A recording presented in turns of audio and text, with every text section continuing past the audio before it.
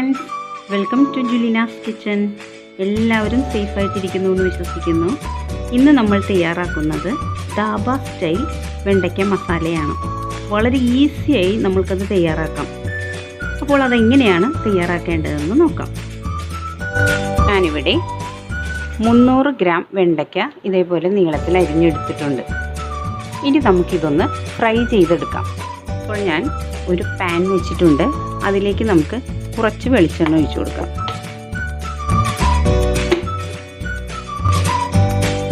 ഇനി ഇതിലേക്ക് അരിഞ്ഞു വെച്ചിരിക്കുന്ന വെണ്ടയ്ക്ക ഇട്ട് കൊടുക്കാം.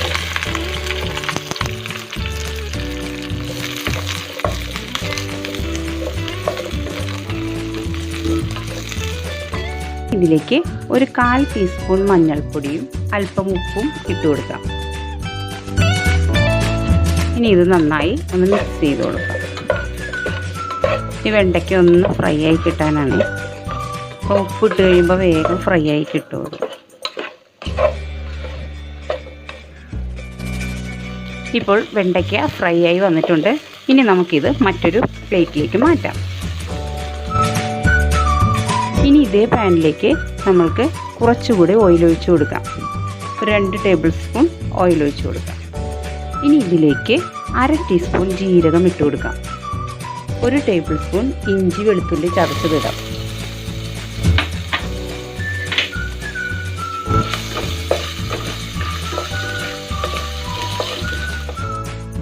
ഇനി ഇതിലേക്ക് ഒരു സവാള ചെറുതായി അരിഞ്ഞതിട്ട് വഴറ്റി കൊടുക്കാം.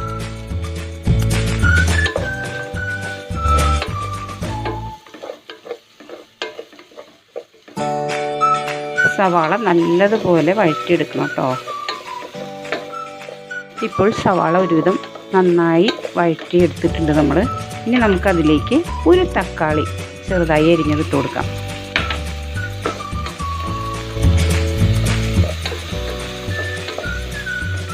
ഇനി നമുക്കിത് മൂടി വെച്ച് മീഡിയം ഫ്ലെയിമിൽ ഒന്ന് വേവിച്ചെടുക്കാം. ഈ തക്കാളിയും സവാളയൊക്കെ നന്നായിട്ടൊന്ന് വെന്ത് വരണം കേട്ടോ.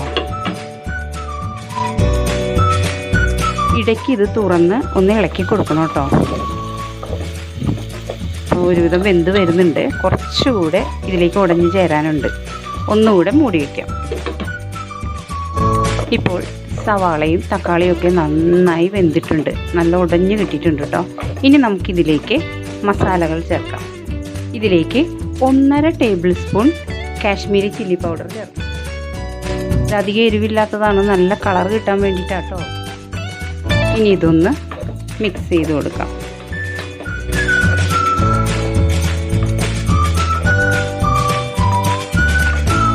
ഇനി നമുക്കിതിലേക്ക് മല്ലിപ്പൊടി ഇട്ട് കൊടുക്കാം. 2 ടീസ്പൂൺ മല്ലിപ്പൊടി, 1/4 ടീസ്പൂൺ മഞ്ഞൾപ്പൊടി, ഒരൽപ്പം കായത്തിൻ്റെ പൊടി. അത് ഓപ്ഷണലാണ് കേട്ടോ, വേണമെങ്കിൽ മാത്രം ചേർത്താൽ മതി. ഇനി നമുക്കിതെല്ലാം കൂടെ മിക്സ് ചെയ്യാം. ഈ മസാലയുടെ പച്ചമണമൊക്കെ ഒന്ന് മാറുന്നത് വരെ 1 മിനിറ്റ് ഒന്ന് നമുക്ക് മിക്സ് ചെയ്ത് കൊടുക്കാം.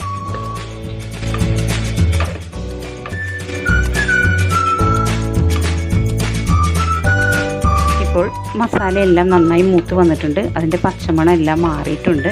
ഇനി നമുക്കിതിലേക്ക് 1 കപ്പ് തൈര് ഒഴിച്ചു കൊടുക്കാം.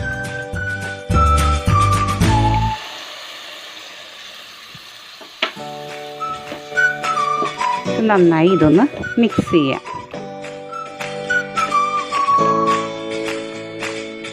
ആവശ്യത്തിന് ഉപ്പിട്ട് കൊടുക്കാം.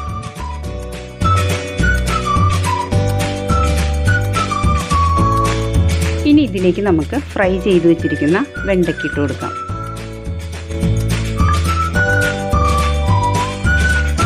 എന്നിട്ട് നന്നായി മിക്സ് ചെയ്യാം.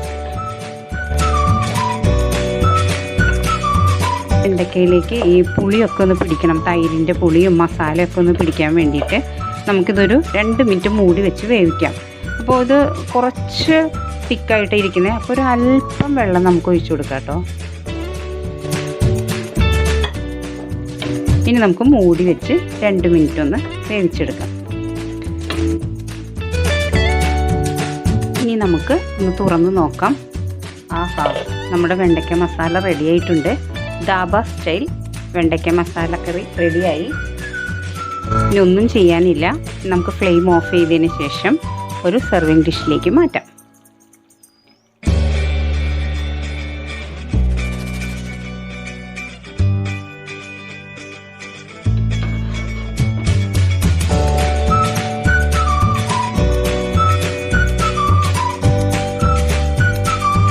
മെഴുക്കുവരട്ടിയൊക്കെ ആക്കുമ്പോൾ കഴിക്കാത്ത ആൾക്കാരുണ്ടാവുമല്ലോ, അവർക്ക് ഇതേപോലെ തൈരൊക്കെ ഇട്ട് ഇതേപോലെ ധാബ സ്റ്റൈൽ ഉണ്ടാക്കി കൊടുത്താൽ എന്തായാലും കഴിക്കുന്നുള്ളത് 100% ഉറപ്പാണ്.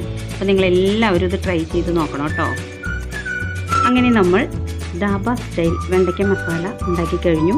നിങ്ങളെല്ലാവരും ഇത് ട്രൈ ചെയ്യണം.